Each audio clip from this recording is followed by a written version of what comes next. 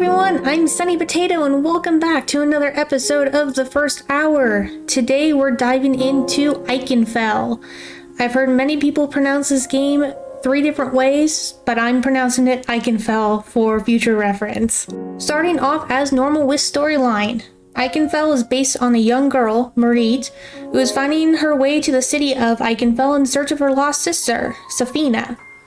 After she mysteriously didn't return home from the magical school for summer break, she kind of got the feeling that something was wrong and went in search for her. In this first hour of gameplay, we know that Marit is a normal girl with no powers at all, until she enters the forest outside of Ikenfell. This is at the very beginning of the game. These new powers are triggered when she is quote-unquote attacked by some random ghosts. After a quick introduction battle, they introduce themselves as the guardians of the threshold between the forest and Ikenfell. They are tasked with warding off normal people from the magical realm.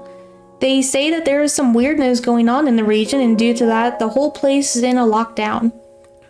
It was during this scuffle that Marie develops her fire magic. By the dialogue, we can gauge that this is considered an oddity and not a normal magic. So everyone's kind of weirded out by her right now. Marie, with her new powers, continues towards Ikenfell in search of her sister. Along the way, she encounters trials, puzzles, battles, monsters, villagers, and other students of the magical school to aid her. With this known storyline, I'm giving this a rating of 5 out of 5 stars. So far, it's very, very interesting, and I'd really want to continue playing the game to see exactly what's going on and what's coming up next. Moving on to the gameplay section. Ikenfell is a keyboard-only control style. This is normally fine, however, because the A, used as the OK command, and the S, used as the cancel command, are so close together, I found I was getting them mixed up quite a bit.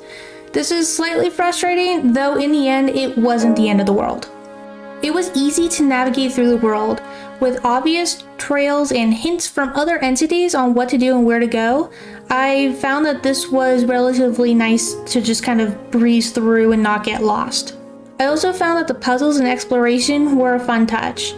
This just brought an extra element of entertainment to the mix. Because this game is so heavy into dialogue and the battles, it was nice to do something else outside of those 2 things. The magic surprises like the trees blocking and unblocking and the maze of Easter Island heads gave me more of the theme's consistent otherworldly feeling.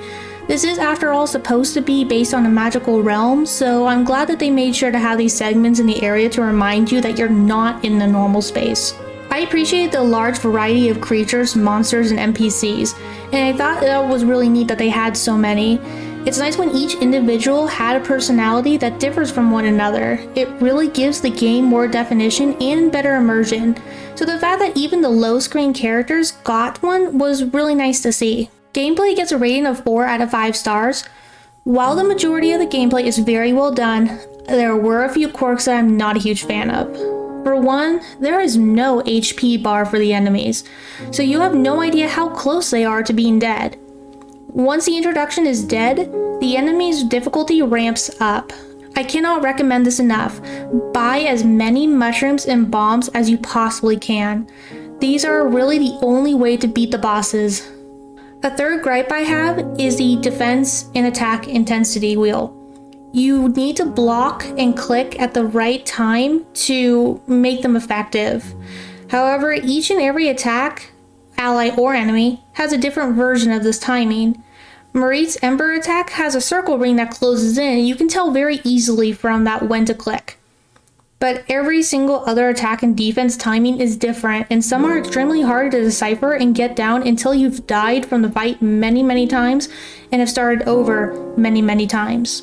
Next is graphics. Ikenfell uses a 2D pixel art style very similar to Game Boy and Pokemon and to Paper Mario. It uses many different colors and makes good use of space. The game also uses more of dark tones than lighter ones. But I also feel that this better enhances the mood since the whole area is supposed to be on a lockdown due to some strange magic shenanigans. They use natural barriers to shield your vision from treasure on the ground and also to open and close pathways.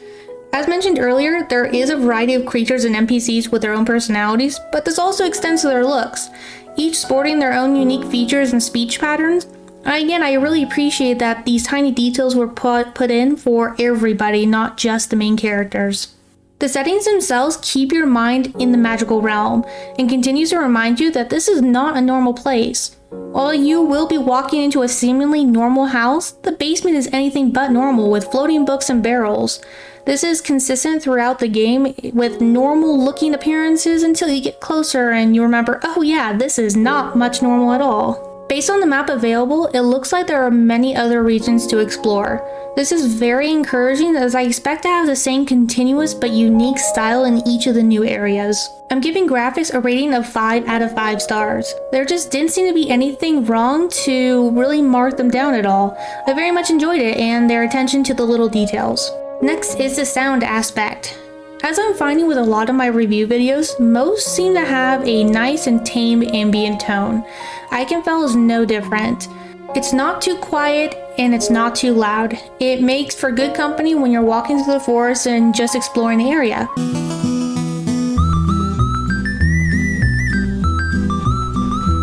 This is the same when you enter the buildings. It just helps with building the type of atmosphere you're looking at.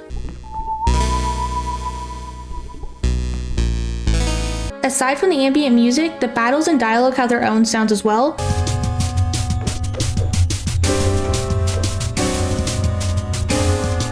The attacks for those battles and the melody for your inventory all have their own unique tones, which I found was helpful when you're just kind of scrolling through this stuff. There's not a whole lot to say about the sound right now. The first hour gave a glance at what to expect though.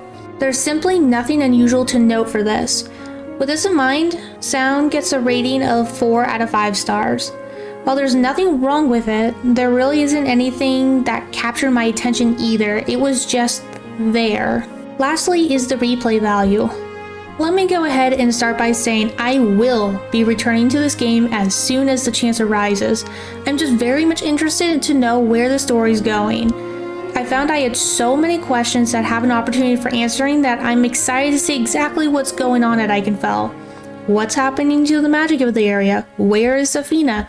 Why is Ikenfell on lockdown? And an assortment of other questions. Based on the cover of the game, I feel like there should be more. There's also a party option in the menu, so I'm guessing there will be others to join you. So aside from where the story's going, I'm also interested to know who these people are, what their abilities are, and what their motivation for assisting Marit is. Replay value gets a rating of 5 out of 5 stars. I'm not kidding, I really just want to know what's going on now. Ikenfell can be found on Game Pass, Steam, Humble, and PlayStation, all for $20 also. Game Pass does have it on sale for $16 right now though. Well, that's all I have for you folks today. Please let me know what you think in the comments. If you enjoyed this video, please like and subscribe for more. Thank you, and I'll see you next time.